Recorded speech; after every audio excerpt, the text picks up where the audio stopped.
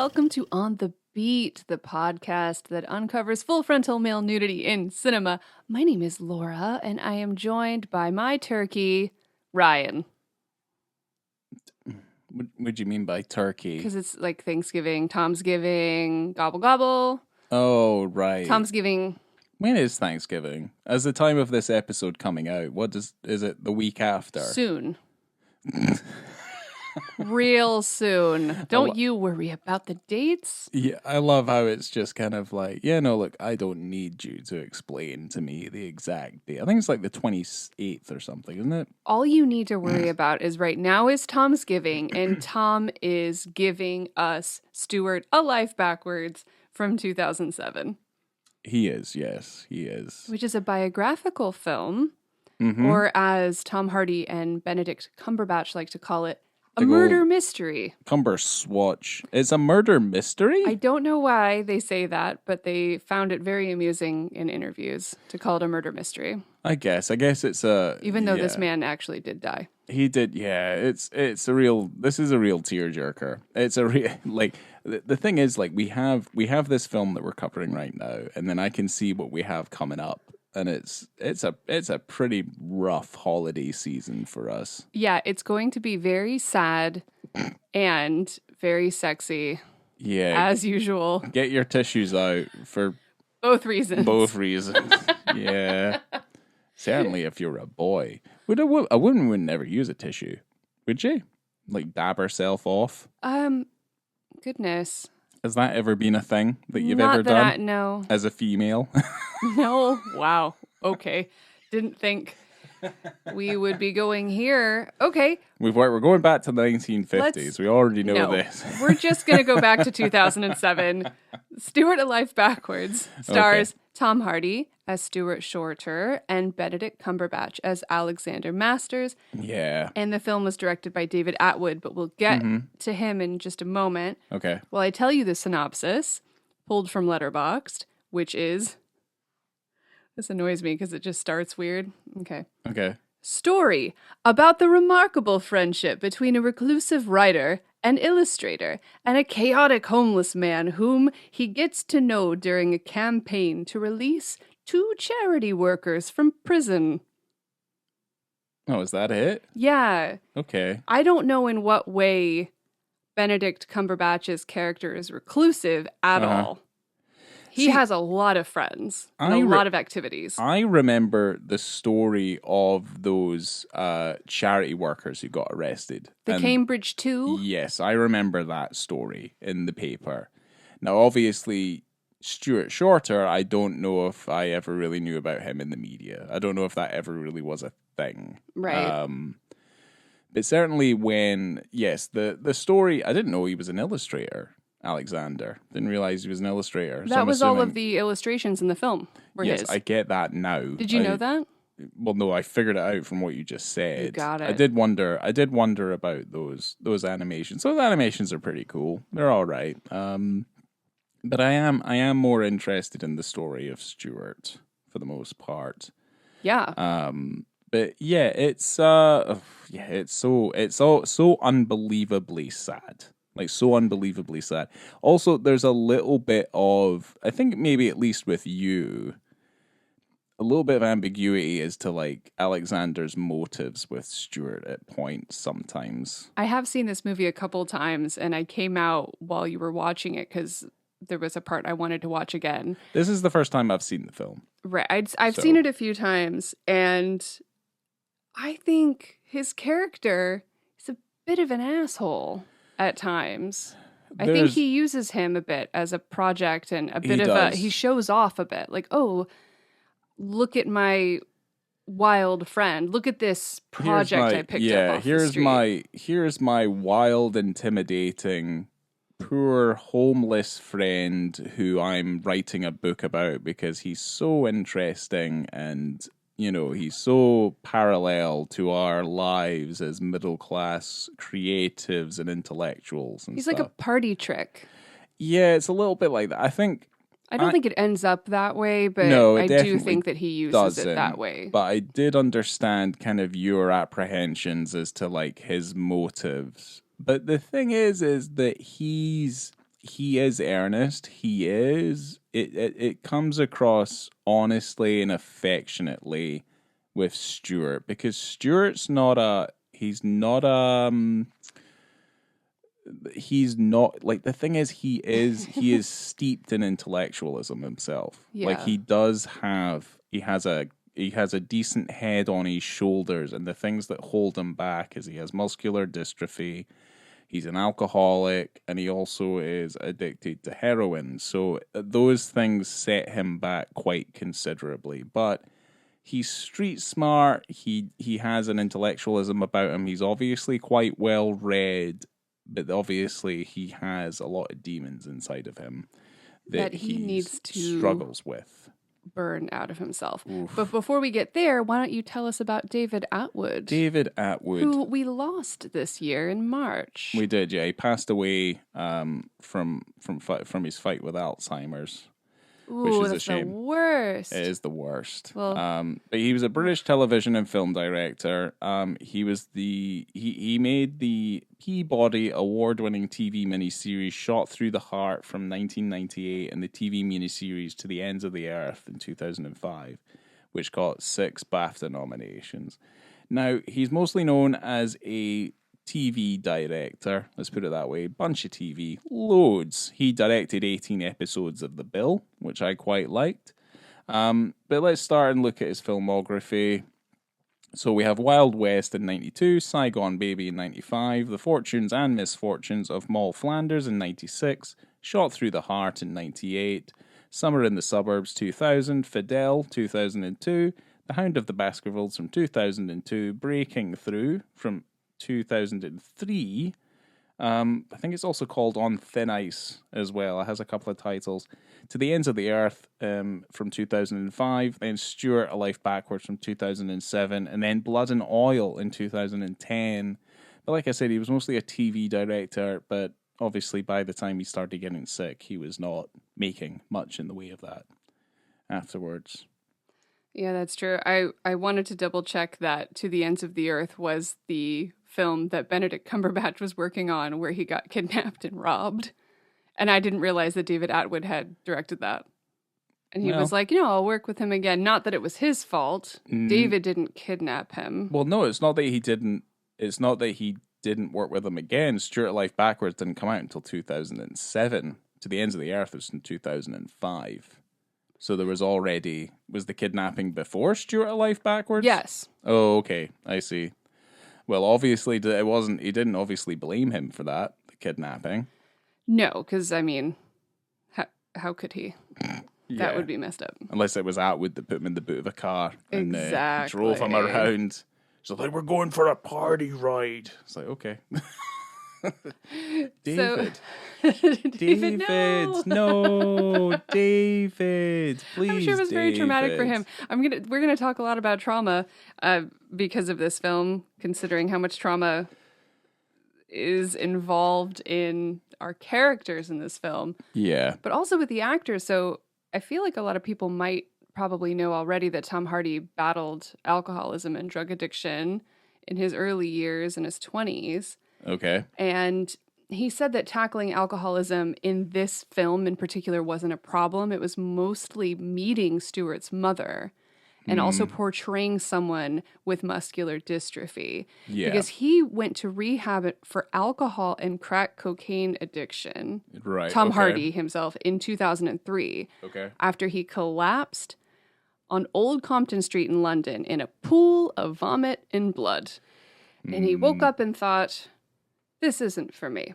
Yeah, no, that makes sense. So he went to rehab and then he ended up doing this film. And so he has quite a familiarity with the darkness of that particular condition. There's a certain, here's the thing. The first time you see him as Stuart, there's a level to which I'm like, because you don't know about his muscular dystrophy immediately. No.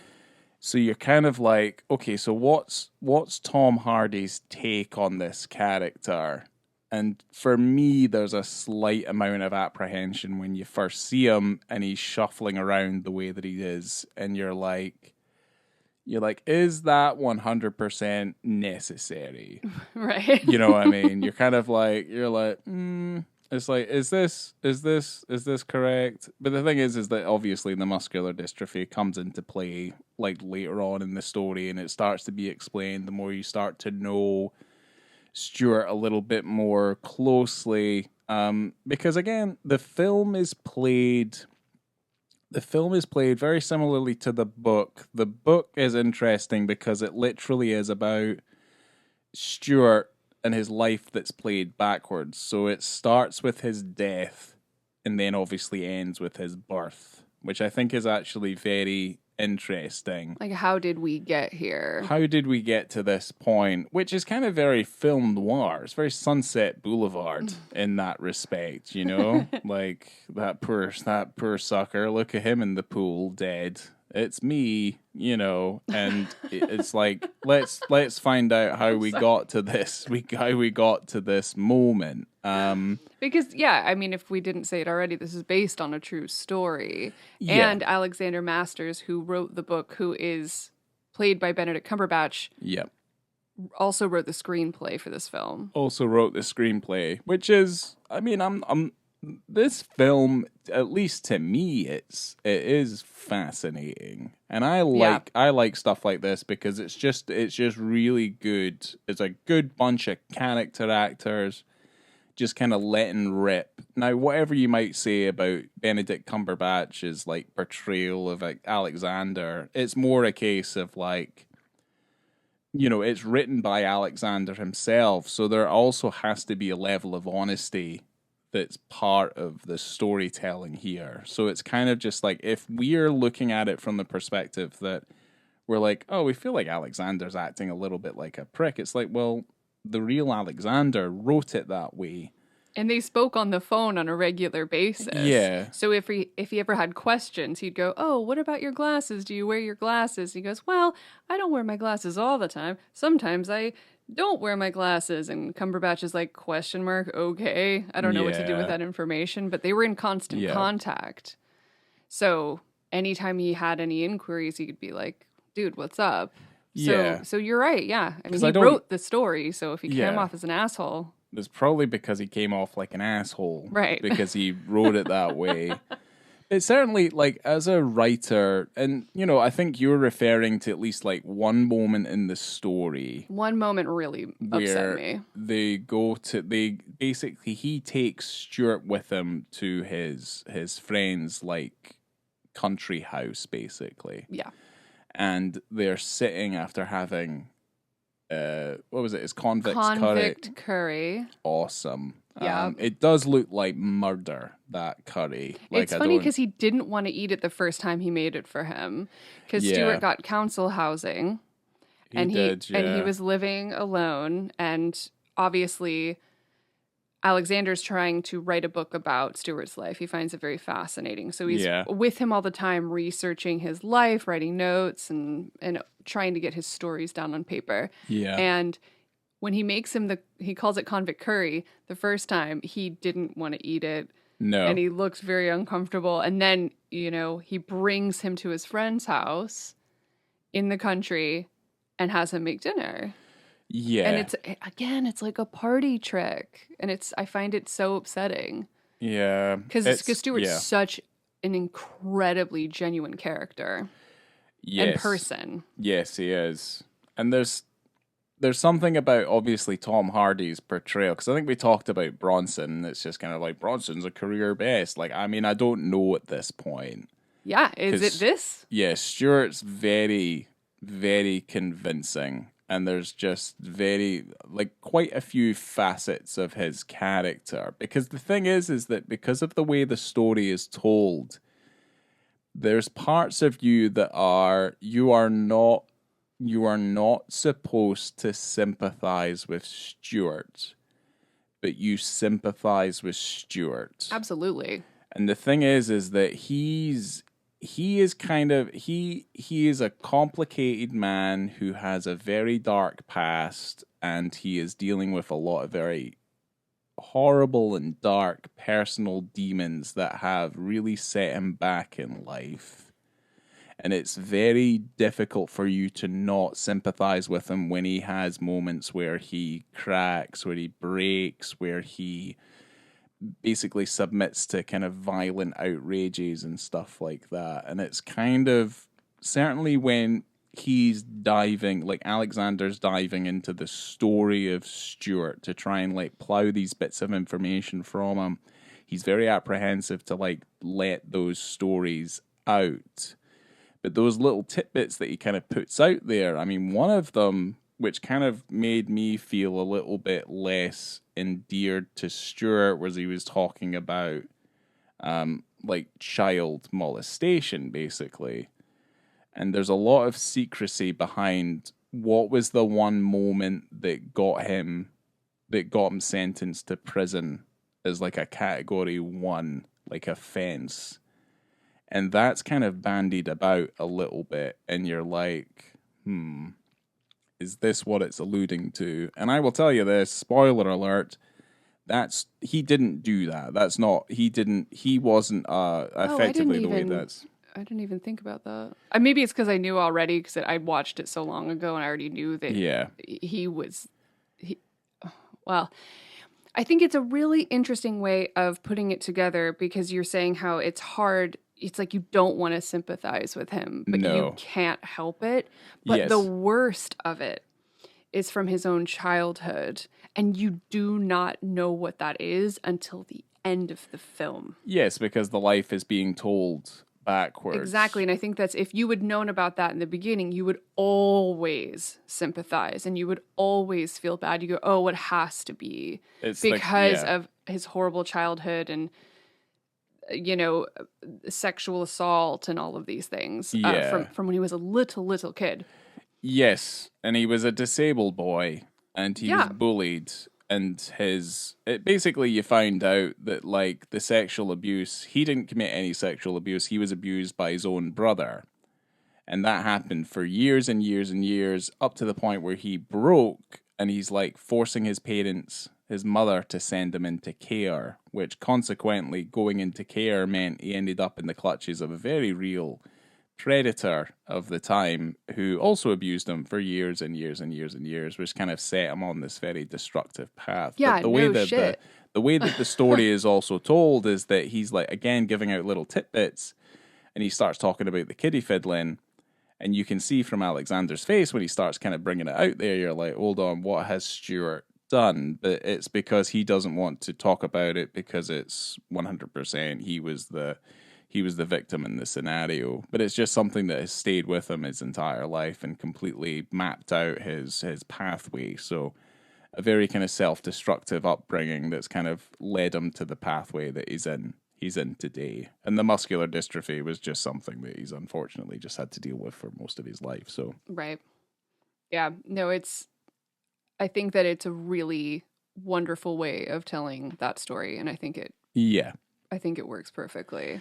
Yeah. So I mean, to be fair, it's an interesting film to watch, but when it's at its very darkest, it's incredibly difficult to watch. So, which is interesting because it starts off very light, and a lot of the movie is very light. It's kind of like a buddy road trip story for a lot of the film, and it's funny. You get to see Alexander loosening up and kind of getting into the groove of Stuart's, well, maybe not get into the groove of Stuart's life necessarily, but he would like wipe off Stuart's fork, that he'd handed him. Yeah. Like he was just kind of gross, maybe a little grossed out by him.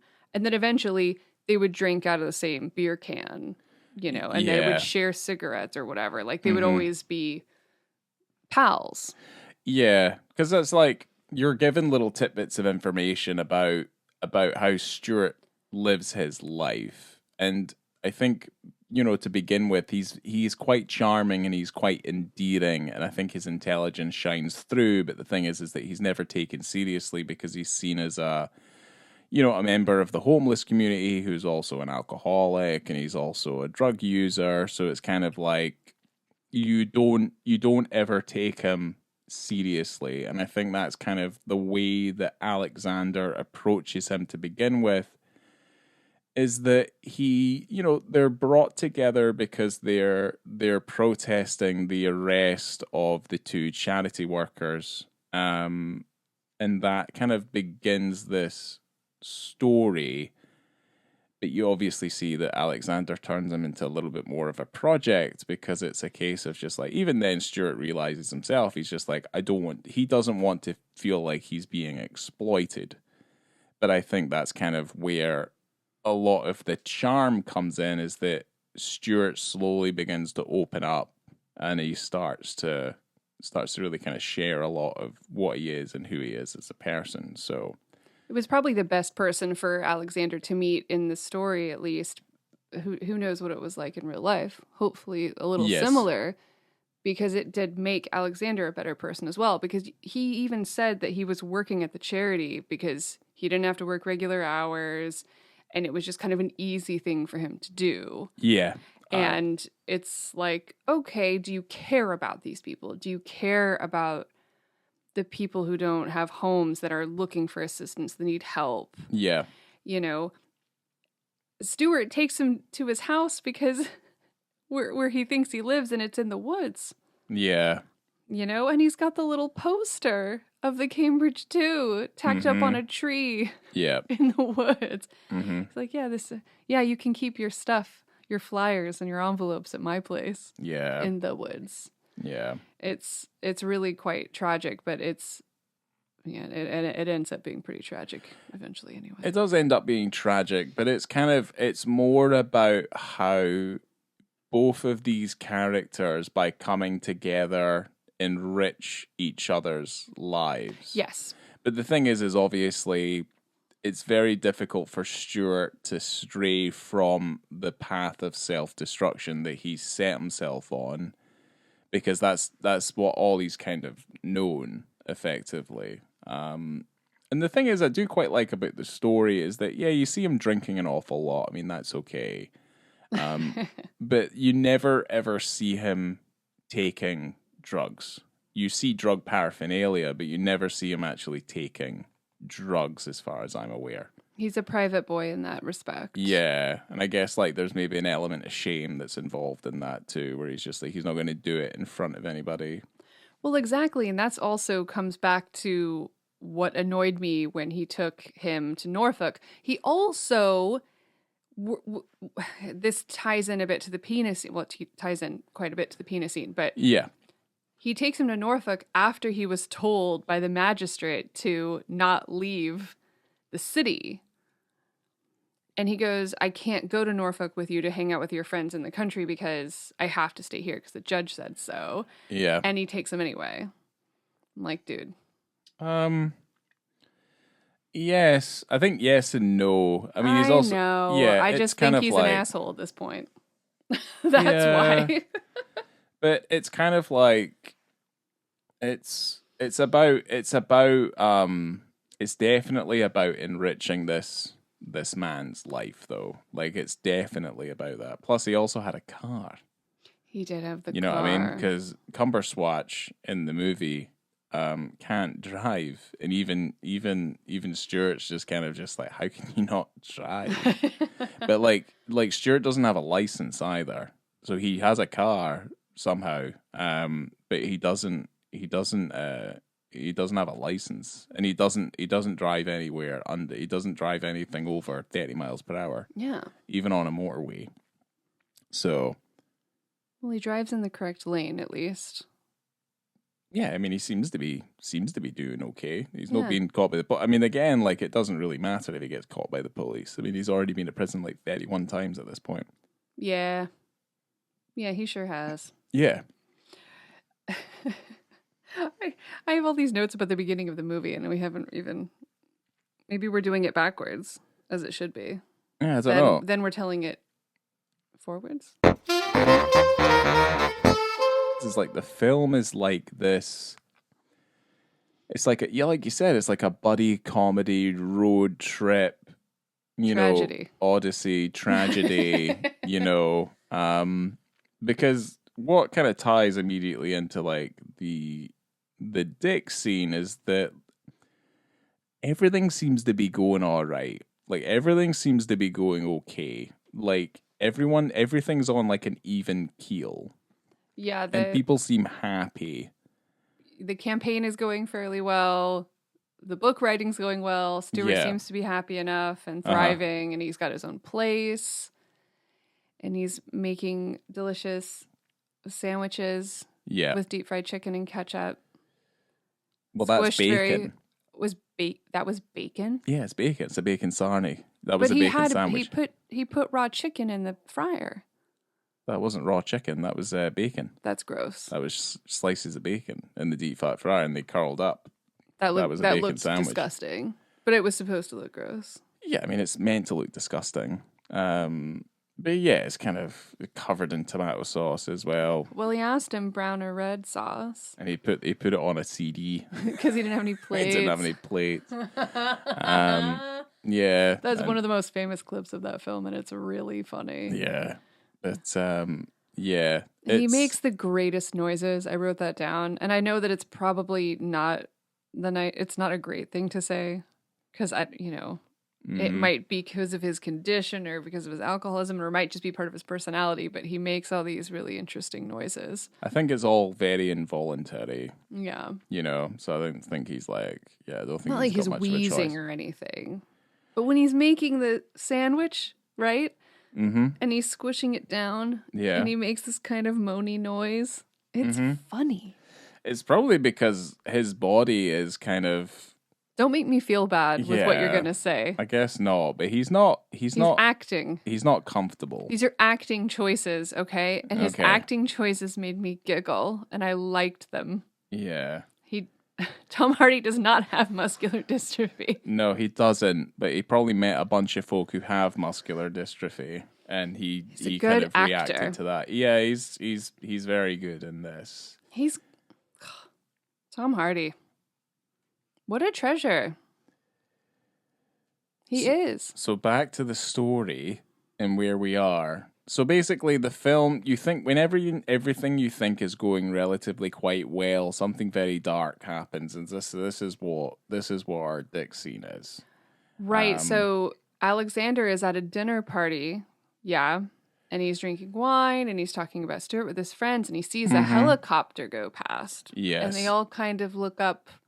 They notice this helicopter, and you don't know what it's about. It's kind of random at the moment. Yes. And then you find out what was going on later. This is about 43 minutes, 55 seconds into the film. Yep. And when you hear the story, this is when Stuart and Alexander are at court. And he's being asked what happened that night. Mm-hmm. And basically, he's gotten a knife and he's effectively, in short, he's had like a mental break. And this has happened a few times in his life. It happened when he was younger. It happened when he was with his girlfriend who he has a kid with at the time. Mm-hmm. And he has these breaks where he just can't take it. And basically, he described it as the idea that the devil lives inside him, and he uses fire to purify the evil that's inside of him. And he really kind of sees the hatred and the anger and the violence that's brewed inside of him as like this demon that he's trying to excise to try and be a better person. But really, the aspect of this part of the story is that he's attempted to cut the head off his neighbor. And he's this has kind of sent him into a spiral, and he's got a knife and he's covered in blood, and he's taped knives not only to his hands, he's taped knives to both of his wrists and his legs. And he's not wearing any clothing. Yes. He's got, what did he call it? Chip oil. That was on the stove. It was a chip pan fire. Pan fire. Aye. And because he said that the police came by and they thought there was like an oil fire or something. Yes. that it happened. Yeah, there's a Burning helicopter, oil. and because they're concerned he's going to burn the entire fucking complex down. Correct. So he's like screaming. Covered in blood. Covered in blood. He's, they have to raid his house. He's destroyed the place, absolutely turned it upside down. And he's, We spoke in the Bronson episode about how he is maybe, and we should do this because we are scientists, but he's maybe the most naked man. I'm not a scientist. I'm a scientist. Oh, okay. I guess so. I'm a scientist, but I also can use a stopwatch. But I do believe that he's the most naked man. I mean, this scene is extended. Wow. I mean, you think about the scenes we've done in the past in intensity scales. Okay, you think about Bad Lieutenant, and I'm trying to think of like some really intense ones right now. You can tell me later, but this is. I was gonna say Night of the Demon. Sure.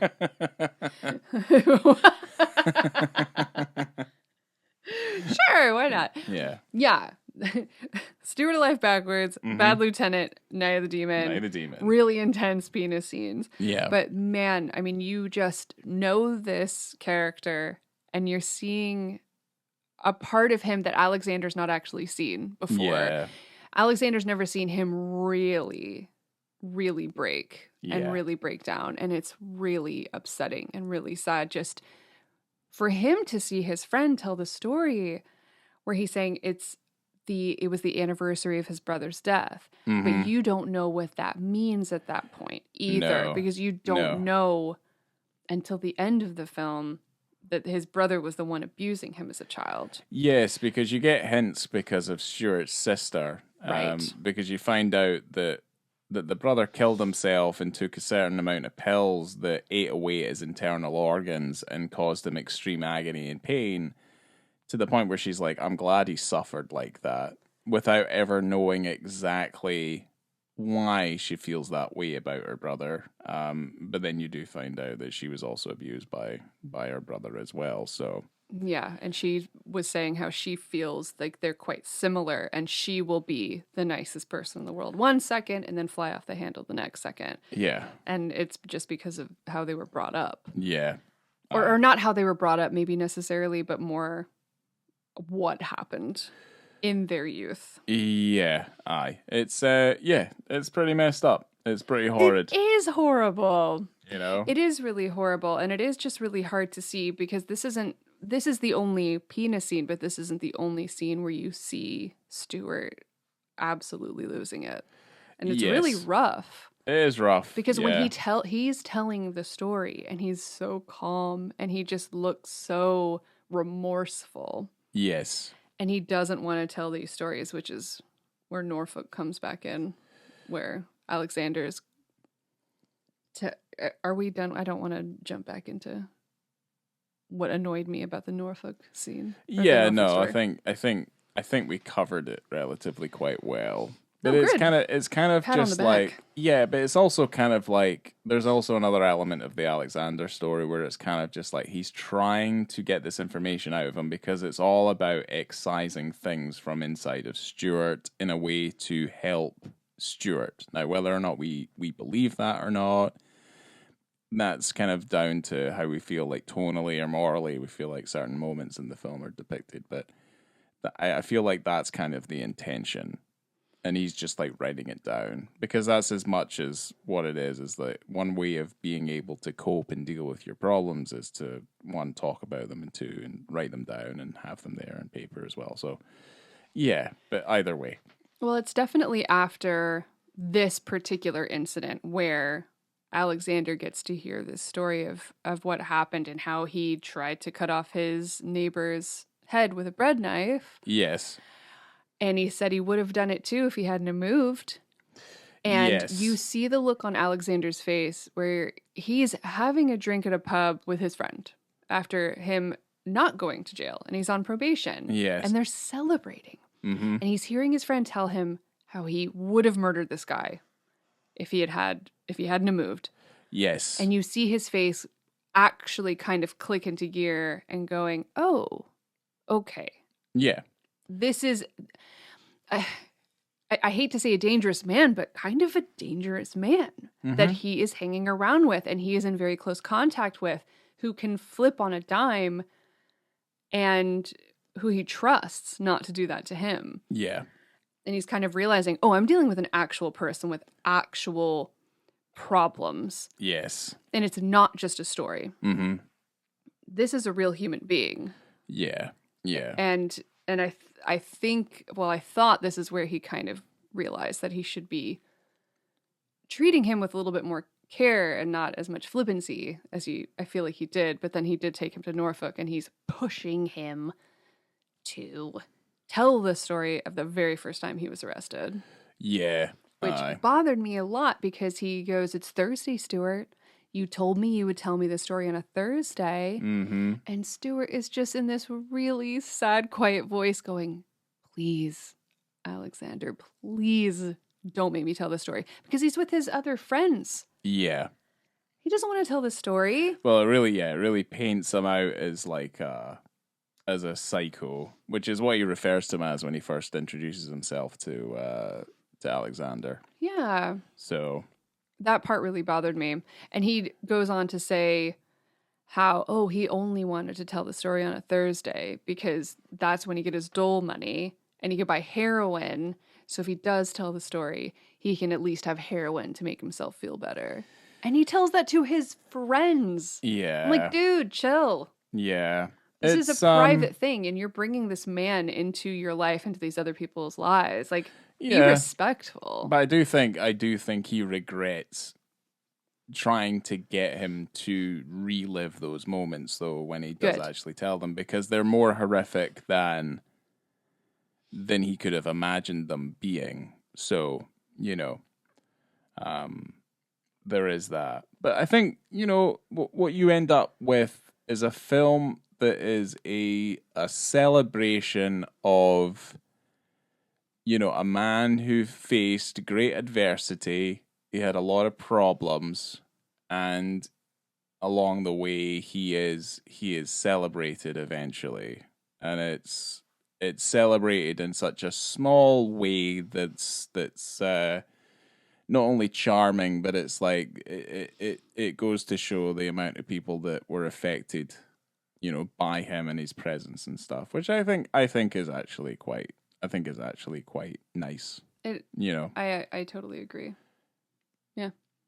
It's such a shame where, I don't know. He dies. Like, that's the whole thing. Like, it starts off basically. It starts off that way, yeah. with him passing away. But I was kind of reading up on Stuart and, I don't know, the actual story of what happened, which is similar to how it happened in the film. Mm-hmm. But apparently, he walked in front of a train, right?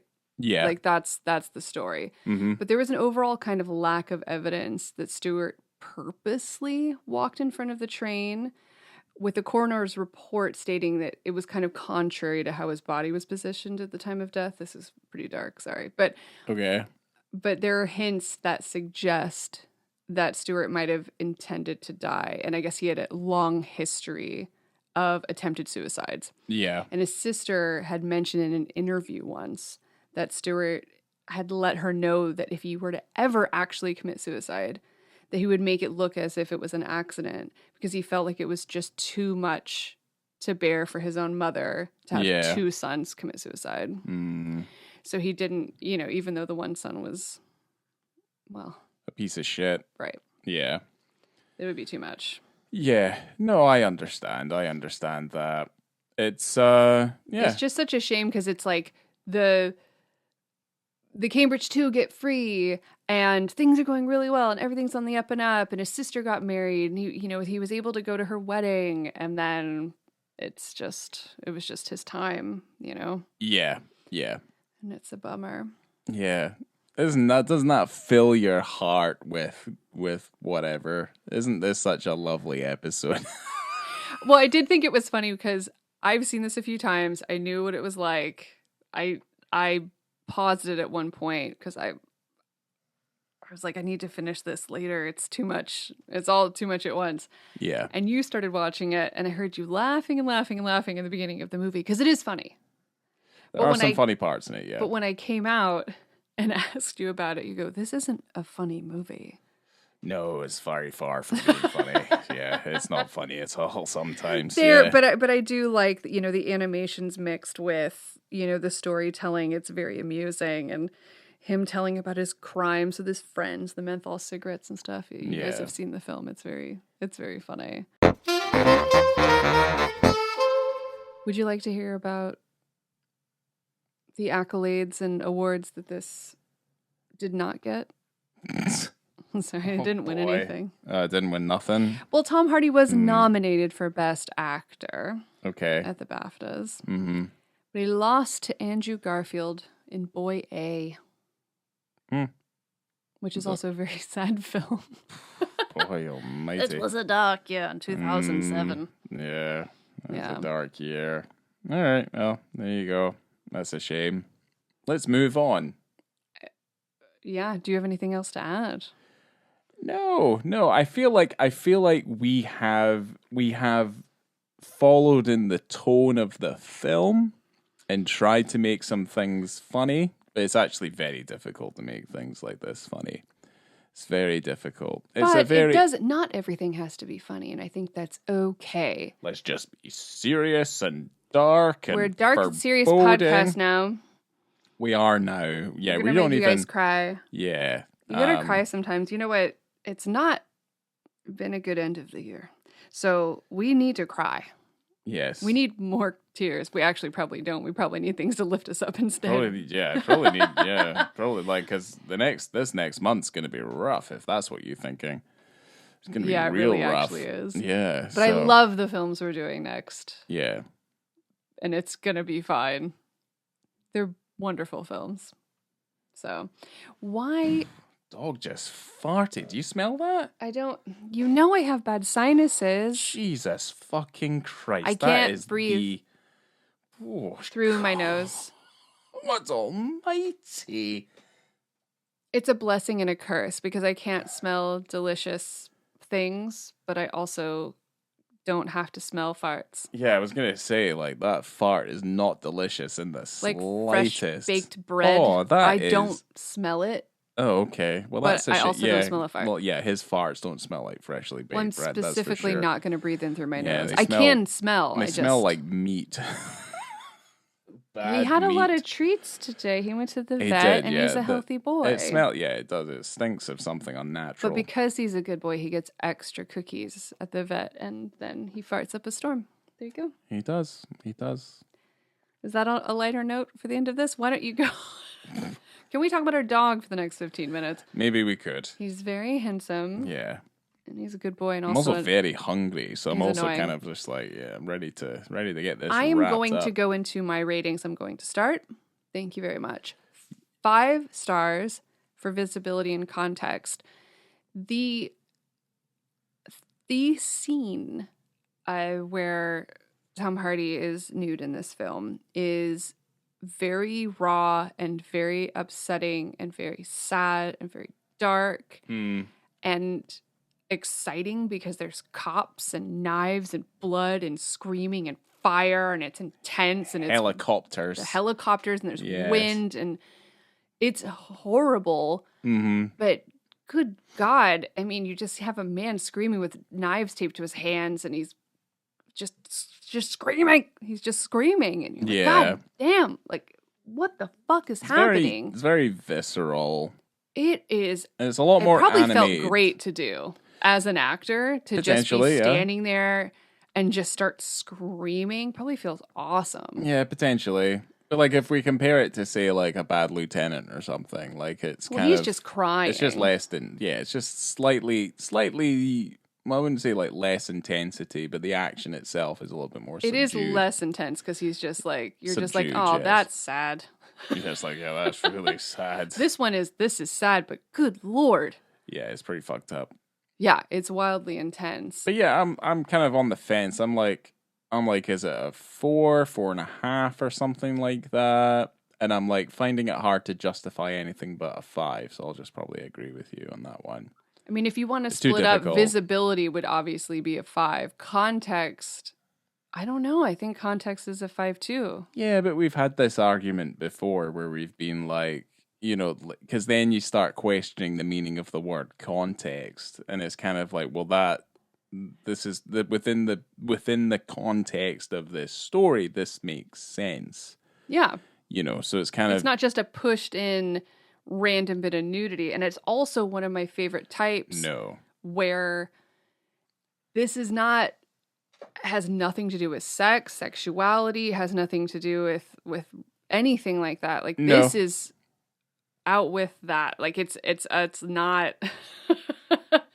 It's like you don't want to see it. You're like, oh my God, this is horrible. Yeah. And really upsetting and raw. So like I kind of like that for that reason. Where you're like, Jesus Christ, this guy's having a moment.